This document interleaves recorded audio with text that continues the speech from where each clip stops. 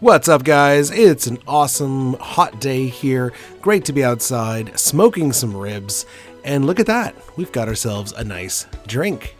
This is a lovely daiquiri variation. This is a Daiquiri Noir, which is French for black daiquiri. Don't mind him. Yeah, the ribs were pretty awesome, but so was this drink. Yeah, this was a really good drink, really good daiquiri. I knocked it out in about like 30 seconds. It was done. So let's make it. All right, so Daiquiri Noir. We're going to start with 7 mint leaves. I picked these from the garden. So I found this on Difford's Guide, but this drink was actually created in Sydney, Australia, in a local bar. Okay, so 7 mint leaves. We're going to keep a little bit for a garnish. After that, we're going to do some simple syrup. I'm using a Demerara Syrup, but any simple, rich, whichever syrup you got. So we're going to pour that in there. I always like to muddle the mint with the sugar syrup. Whenever I'm making like a mojito or something, I find it kind of flavors and turns your syrup into a mint syrup. So gently pressing the mint. Don't pulverize it. Don't destroy it. It's going to release bitter tannins if you do that.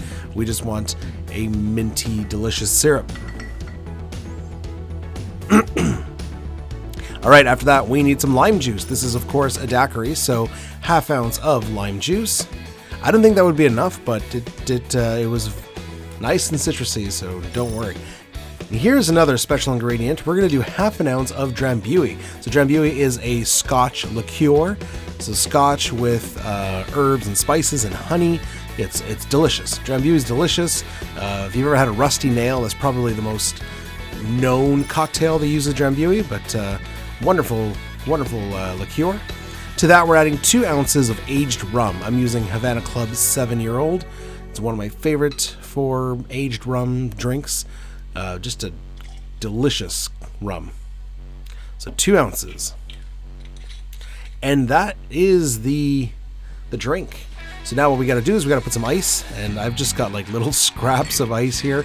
I came back the night before filming this, came back from the cottage, forgot to make some ice, so I had to make do. I planned to shoot this, and I had to make do with whatever the hell was in the freezer.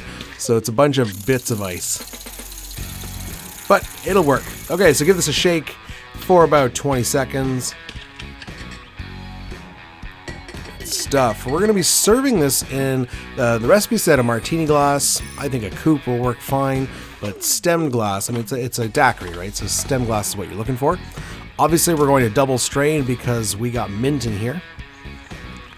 We don't want those little mint bits in our drink. We want it nice and smooth. Actually, some tiny mint bits made it right through. Like I said, my garden mint is really fragile, so it rips to shreds pretty easily. I'm a little annoyed that this glass is slightly too big.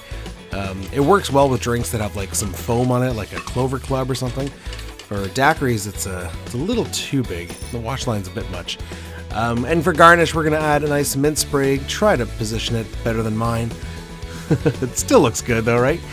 All right, and there it is, guys. There is the Daiquiri Noir. So what does it taste like? Well, right up front, you get the mint, you get the rum, the citrus. It's got the nice tartness to it. It's not overly sweet. It's perfect.